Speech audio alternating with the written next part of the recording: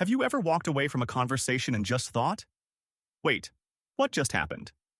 Or maybe you felt this weird sense of guilt or somehow got pressured into doing something you literally never intended to do.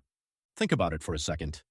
Maybe you agreed to a favor you honestly had zero time for, or perhaps you found yourself questioning your own memory after an argument. Maybe you even found yourself trusting a total stranger almost instantly without really knowing why.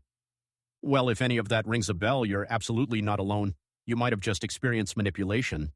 So let's dive into it's because, as we're going to see in this explainer, recognizing those exact moments is the very first step to protecting yourself. There's a quote from our source material that perfectly captures this. The goal isn't mutual benefit. The goal is control right there. That's the stark reality separating manipulation from, say, healthy persuasion. Healthy persuasion, that's a two-way street. It completely respects your ability to make an informed choice. But manipulation is a totally different ballgame. It relies on very specific psychological tactics designed to bypass your critical thinking entirely. It exploits your emotions so that someone else gets exactly what they want, often without you even realizing it's happening until it's way too late. So welcome to today's explainer, The Invisible Strings. Mastering the psychology of manipulation today, we are going to unmask those calculated, super subtle psychological tactics that are just hiding in plain sight during our everyday interactions. We're going to learn how to actually see the strings so that no one else can pull them. Part 1. The Invisible Strings, the hidden forces in everyday conversations. You know, the truly unsettling thing about manipulation is that it's rarely loud and it certainly isn't always obvious at its core. It's just the act of influencing another person's thoughts, emotions, or behavior for personal gain. And it is specifically designed to bypass your critical thinking. It flies completely under the radar, it's subtle, it's calculated, and understanding how it works doesn't just help you spot it out in the wild. It literally hands you the armor you need to protect yourself from it. Part 2. The Manipulator's Playbook, exposing the psychological levers. Okay, let's talk about reciprocity as humans. We are hardwired, literally wired to return favors for thousands of years. This instinct is what helped us build trust and cooperate with each other. If a coworker randomly brings you a coffee, you instantly feel this heavy internal pressure to repay them when they ask you to cover their shift an hour later. Manipulators absolutely weaponize this instinct. They'll offer you unsolicited favors or just show massive excessive generosity, and it's not out of the goodness of their hearts. It's because they expect something in return. Once you feel indebted to them, saying no to their actual demand becomes incredibly difficult, which leads us right into the next tactic, social proof. When we aren't sure what to do, we instinctively look around to see what other people are doing. It's a mental shortcut. I mean, it's exactly why sitcoms use laugh tracks.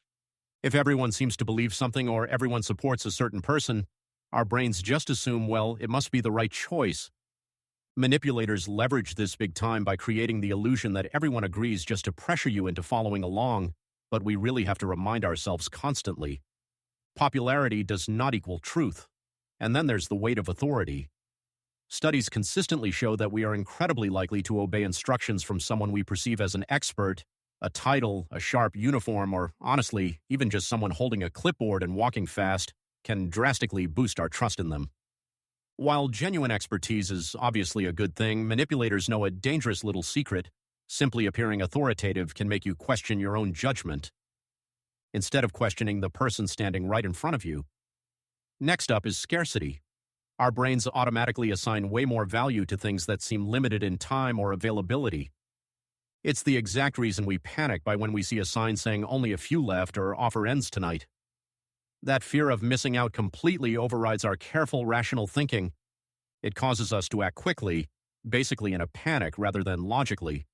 But the playbook goes deeper than just social dynamics, right? It targets your feelings. Let's look at the emotional weapons. Manipulators know that people generally make decisions emotionally first and then justify them logically later. So they zero in on 3 specific things: fear, guilt, and obligation. They might make you feel terrible guilt for simply setting a totally reasonable boundary.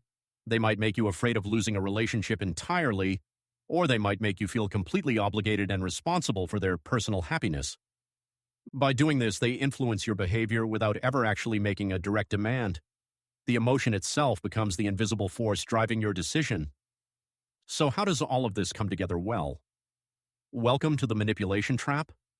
Skilled manipulators almost never rely on just one of the tactics we just talked about.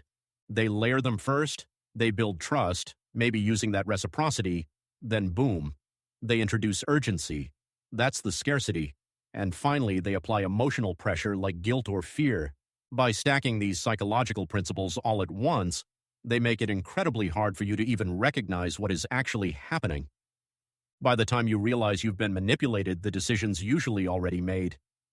Part 3. The danger of gaslighting, undermining your reality. Imagine a stark divide here. On one side, you have your reality, the stuff you know for a fact actually happened.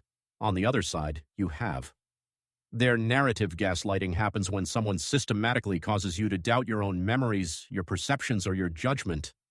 Instead of just stepping up and admitting they made a mistake, a gaslight will flat out deny events ever happened. They will literally rewrite previous conversations or insist over and over again that you were just overreacting.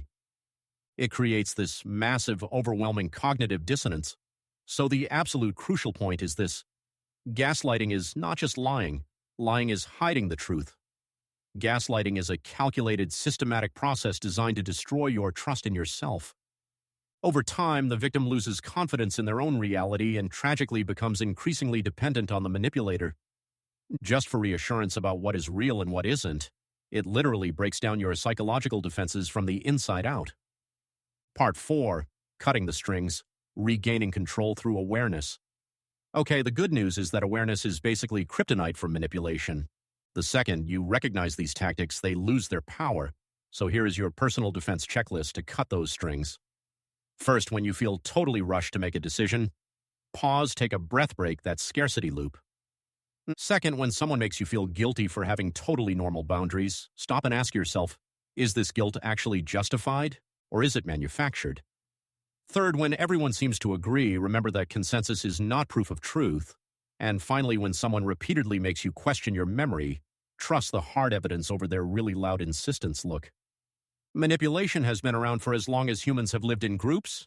You're going to find it in advertising and politics, at the office, and yeah, even in our most intimate relationships. But your most powerful defense isn't to become super cynical or suspicious of absolutely everyone you meet.